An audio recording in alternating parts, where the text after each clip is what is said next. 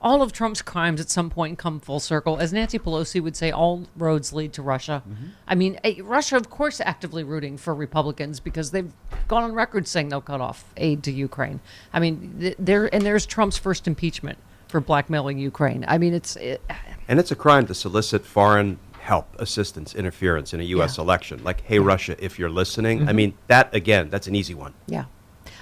A former Justice Department official said of this breaking news that Mar-a-Lago classified papers held U.S. secrets about Iran and China. He said the exceptional sensitivity of these documents and the reckless exposure of invaluable sources and methods of U.S. intelligence capabilities concerning these foreign adversaries will certainly influence the Justice Department's determination of whether to charge Mr. Trump or others with willful retention of national defense information under the Espionage Act.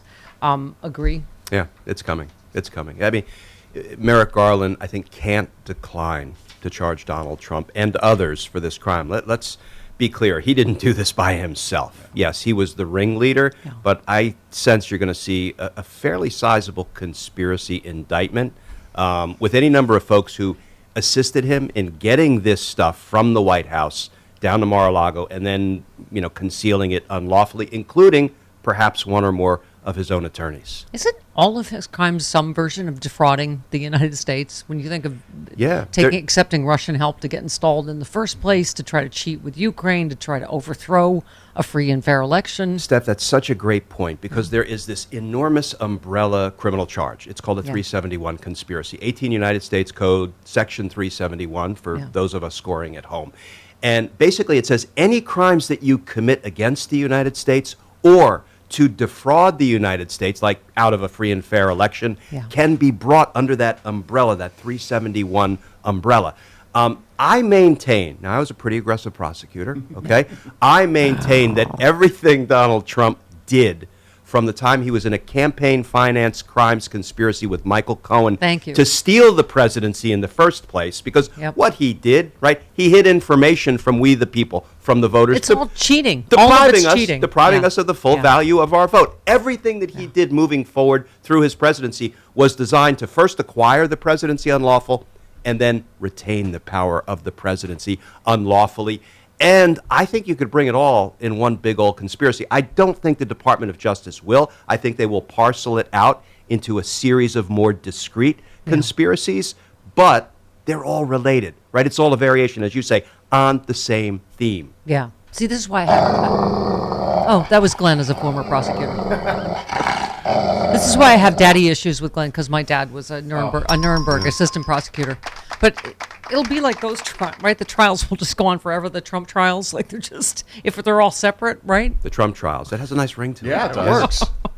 Just out of curiosity, yesterday we found out that Kash Patel had been in. Yeah, well, recently. I'm getting this is in my Glenn stack. Okay. Yeah. I was just what do you when make you're of talking that? about He with was, the in front of the grand Mar-a-Lago jury. documents. It's right there. It was on the top of my stack. I got it. It's interesting because I'm well produced. When you pull in people like Kash Patel, the biggest question I have is, did you give him target warnings before he testified before the grand jury? Because it feels like he might have been part of some of Donald Trump's crimes. Going to go out on a limb here. But we don't know if he took the fifth or we don't know if he took the fifth. And the thing is, when somebody goes into a federal grand jury, we ordinarily will never know what they said or if they testified at all. That's one of the reasons, not to get off track, that the J6 public hearings have been so important, because we are permitted to know what they did, like Roger Stone, like John Eastman, like Mike Flynn, fifth. He didn't even use all the letters in the word, right? He got fifth. So we can know, because there's no prohibition about disclosing that. But in the federal grand jury, the law and the rules say it's all secret. We can't know. So who the heck knows what Kash Patel did? Yeah. Well, this part of the story, the Patel grand jury appearance especially, is indicative of how aggressive prosecutors are being as they continue to gather information about what happened up to this point. I hope so. I mean, I hope it's a sign of something.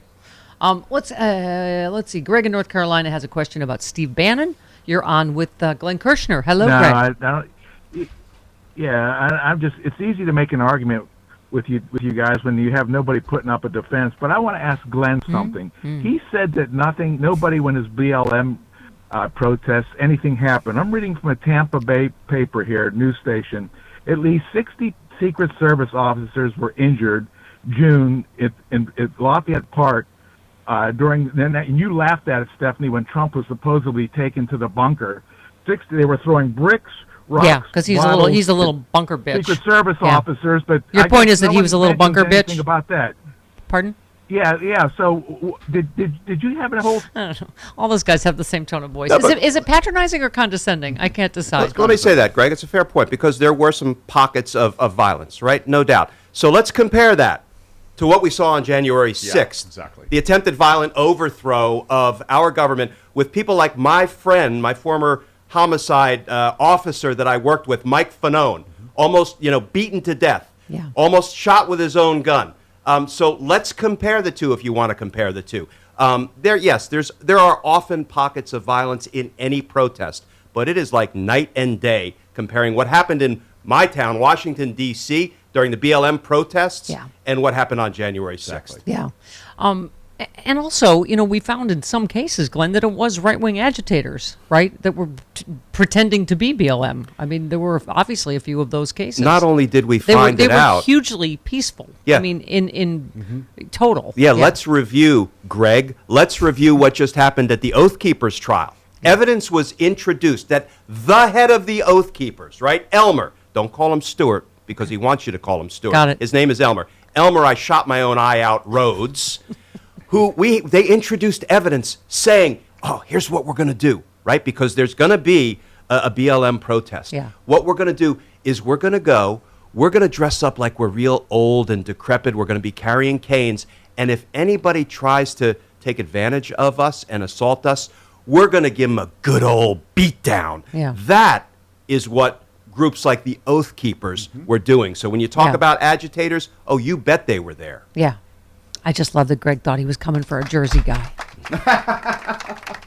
Stuffed him in a locker. Is that the same guy that calls in all the time? Oh, yeah. He just stuffed him in a locker. Yeah. Okay. Let's see. We have I think we have a Bannon question. Hold, please. Johnny in Houston, you're on with Glenn. Hello, Johnny. Good morning, West Coast Mukage. I want to thank Glenn Kirschner for bringing civility and decency and good vibes back to four bald-headed men with gray goatees. Hooah. Thank you. It's so refreshing.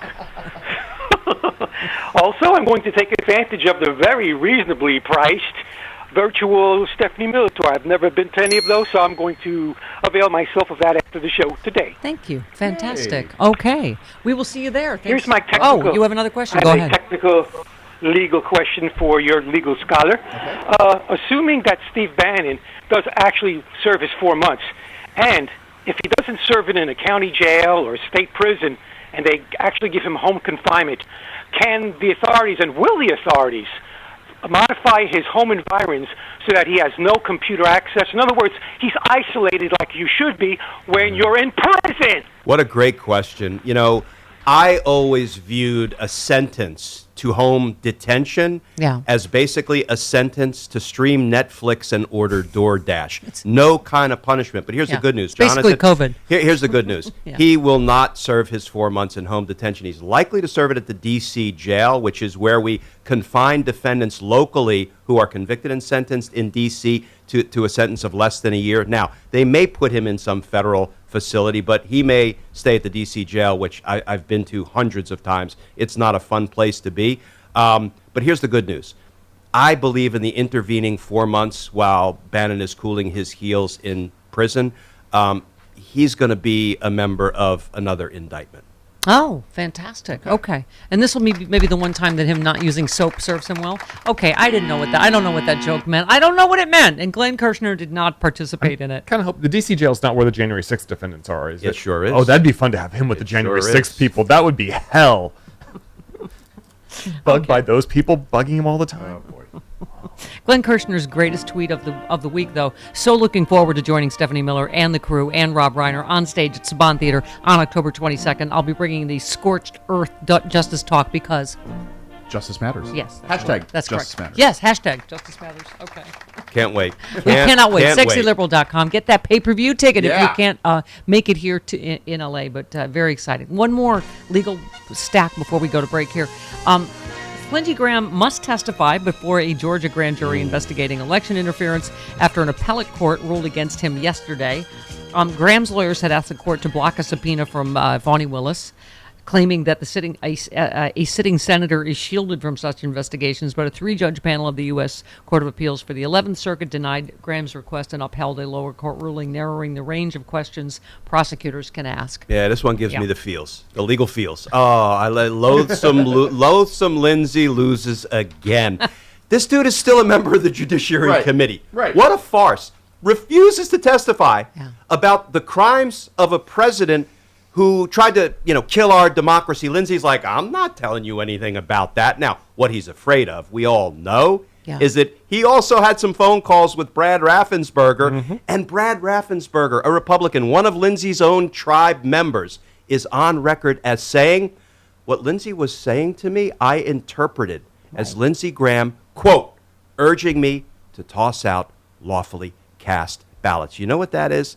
That is a little thing we call solicitation for election fraud under the laws of Georgia. That's one of the real reasons Lindsey Graham doesn't want to testify, but now the 11th Circuit said he has to. Yeah, well, there's been so much J6 and the Mar-a-Lago, espionage case that it always has seemed like Georgia was the stealth case, that might be, because they have it on tape.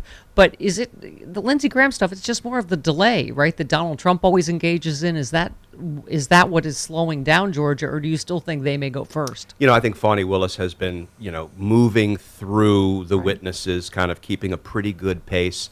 And I've said this before, Steph, no prosecutor wants to be the first one to indict a former president of the United States. They're all going to want to be the second one.